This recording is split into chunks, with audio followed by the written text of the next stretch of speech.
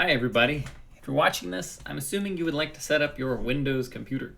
So this video is only for Windows because I find that the setup process for Windows, especially towards the end, is a little annoying. So I want to put this video together if you're like me and prefer to see someone actually doing the thing as opposed to reading a bunch of instructions.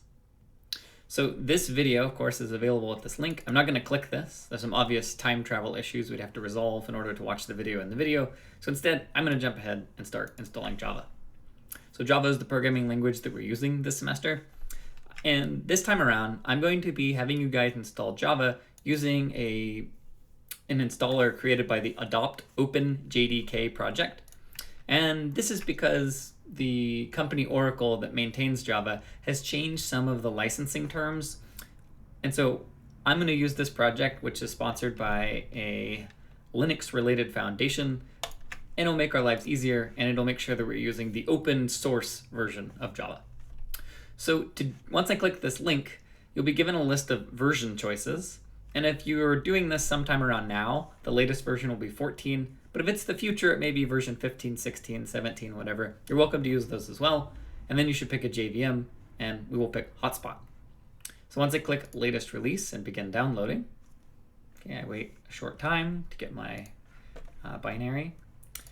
And once this is done, we'll run it and we'll pick some options. Now, for most of the installers today, we can just pick all the default options. And this first one, there's just two options we're going to have to be careful about. There's going to be, by default, these two options X'd out, probably. And so I'm going to accept the terms of the license agreement. Okay, you can read all this if you'd like. I'm not going to. And then what I'm going to do is make sure not to leave these as X's. This will make our life easier later in the class. So I'm going to change these both to be will be installed on local drive. Okay. So once I've done that, I click next, I click install, and Java is installing. Okay. Yes, it is okay. Okay, so once all of that's done and we've made sure that we've installed Java with these two options enabled, we click finish. The next big thing we want to install is Git. So Git is going to be our version control system, and it's also going to provide a Linux-like terminal that we can use for interacting with Java and with our file system, and just a good skill to have. So next thing we'll do then is install Git. So I'll click this link, and now I'm going to pick the latest version, which right now, at this present moment, is 2.27, but again, this may change, and so you're welcome to use the newer version. So once this is done, I will run this executable, which is a little smaller, and I will say yes. Okay, so now there's some more options, and this time there's one very important, actually a few very important options. The first is you should really leave this in the default location. So you can change this directory if you want, but some other directions elsewhere may break. So I strongly recommend just leaving it here. Click next. And so this is the first choice where we're picking components. So which components do I want to install? I think all the defaults are fine, except this one that I don't really like, which is Windows Explorer integration. So what this does is if we, let's say, let's go to my temp directory. If I'm in this directory here and I right click on something, there's a bunch of options, right? Like Dropbox has the send with transfer button here. And so what this is saying is that if you click this option, then when you right click on anything in your Windows Explorer, there'll be two Git related options. I don't really think they'll be useful to you. So to avoid cluttering up your right click menus, I would turn this off. Okay. So I'll click next. Now it says I will create a start menu folder. Sure, I recommend creating one. Then we get to this one. This is the most important choice. So the default is Vim. The default text editor that Git will use is Vim. And I will warn you that it may cause you headaches later to leave this as Vim. So what I recommend is whatever text editor you installed that you like better than the default Notepad, you should pick that one. So in my case, I use Sublime, so I will put in Sublime Text. But maybe you picked Atom, or you used Visual Studio Code, or some other editor. But I'm going to use Sublime Text. Okay, so just key thing, I would not leave this as Vim unless you have used Vim. Otherwise, you should pick one of these other text editors. Now, if you didn't install another text editor, that's fine. You can leave it as Vim for now. And there's a thing we'll do a little later if you leave it as Vim. Okay, but if you have one of these text editors, bottom line, pick it. So I'm using Sublime Text. I say next. Now I have some other options. I will go with this recommended choice. I won't explain what it means. Which version of the secure communication library do you want to use? The default's fine. This is related to the way that line endings in Windows and in Linux are a little different. This is the best choice, this top one. Which of these two aesthetic choices do you want? This one, MinTTY, I think looks much better, the default. Leave this as the default, and all these are fine. So basically I just did I did the default option over and over and over, other than Vim and Windows Explorer integration. Those are the only two things I didn't do that were default. Okay, so I let this install. Okay, it's going. And then I'm going to open a Git Bash window. So I can do that either from my start menu, or I can just click Launch Git Bash, and I do Next. Now I have a little terminal window. Now the text is pretty small for a video, so I'll press Control+ a few times to make this bigger, so you can see it on the screen. And then once I've done that, I'm going to make sure that Java is working. So I'll type in javac version,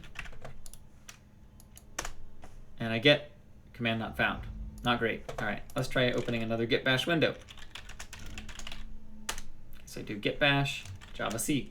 All right, this time it worked. So be aware, the first time you open a Git Bash window, it's possible that it won't work the way you want. Okay, I'm gonna just do that one more time using the start menu option.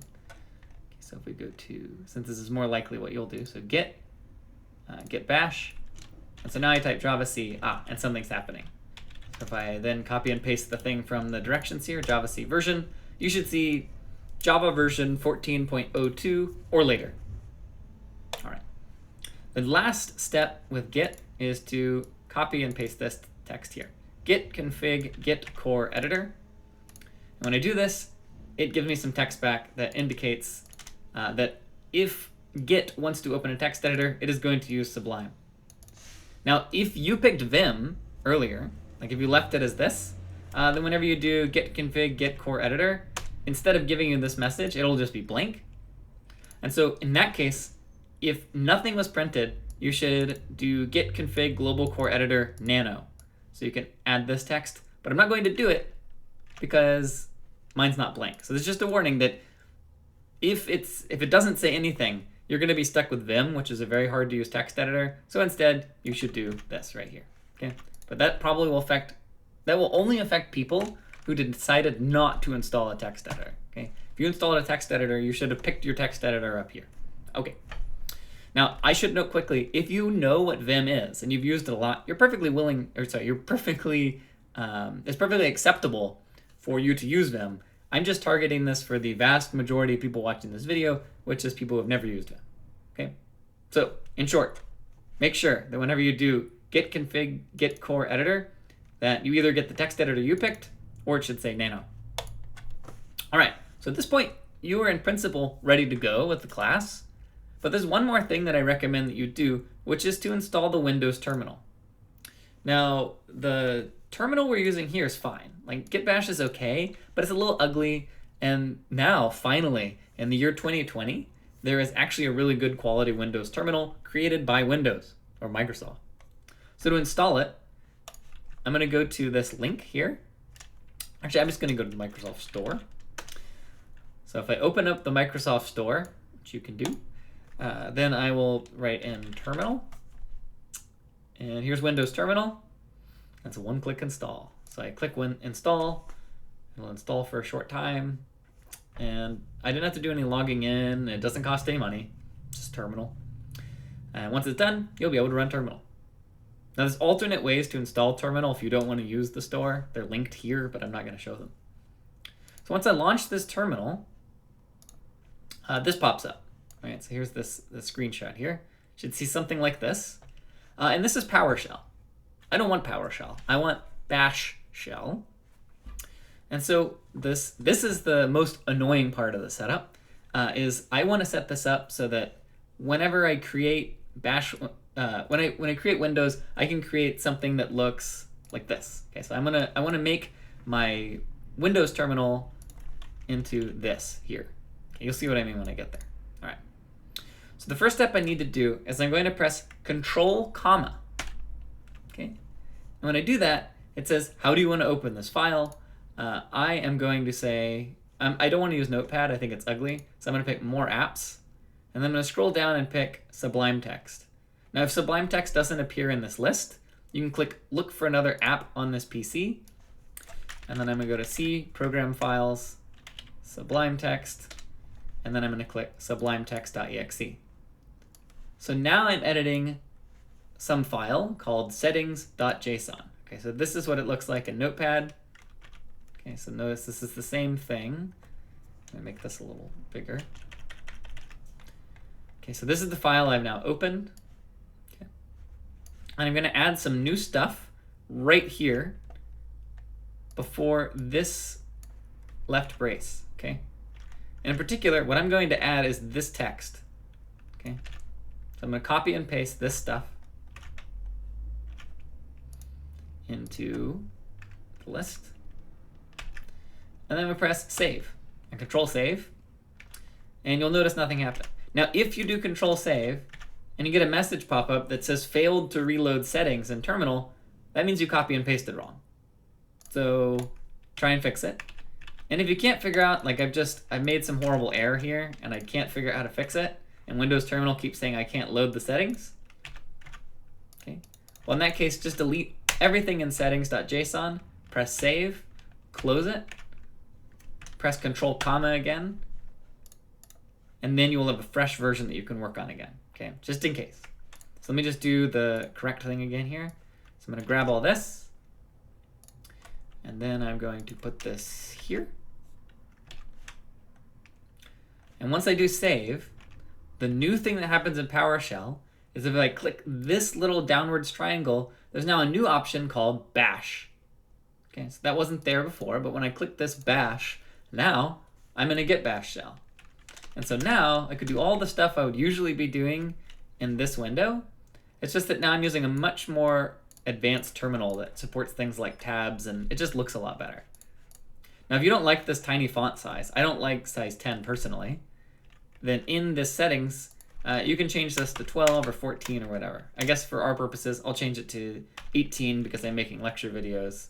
And so I want it to be pretty large so you can see it on these videos. So here, I have created a way to explore my bash shell. Okay, let's see. Oh, if you're wondering why I have here this Alex Jones video, this is because I also teach a class called The Social Implications of Computing, plug. So in it, we discussed the world of YouTube memes. Anyway, all right, so that's how we get bash set up. Now there's one last thing that you might want to do, which is that if I click this plus here, new tab, it by default opens a PowerShell tab. But I don't want a PowerShell tab. I want bash. Bash is the thing I want. So to do that, what I'm going to do is, again, edit settings.json. And if we go to the very top, there's a default profile.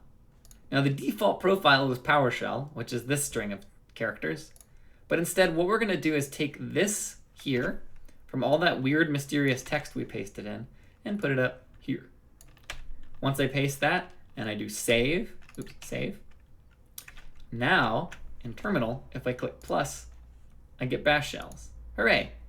So now I can move between my tabs, and you might find this useful later. Now finally, at this point, we are now done with all of our setup, and we can move on with the rest of Lab 1. So not so bad, but at this point we can start Java, we can do everything in this terminal, and it'll be beautiful, and so I'll let you explore from here. Now one last note. If you have ever heard of WSL or WSL2, there is an actual real Linux kernel that Windows supports called WSL. Now, at the time that I'm recording this video on July 16th, this is still not fully ready. So I'd hope to use it actually for the fall, but we're just not there. If you're really computer savvy, you're welcome to try and use this. And, but there'll be no official support. And so what I'm referring to is the actual bash on Ubuntu in Windows, this that I use personally. If you want to try and use that, go for it. But again, for 99% of you watching this video, what we've got set up so far is all you need. All right, good. So see you around.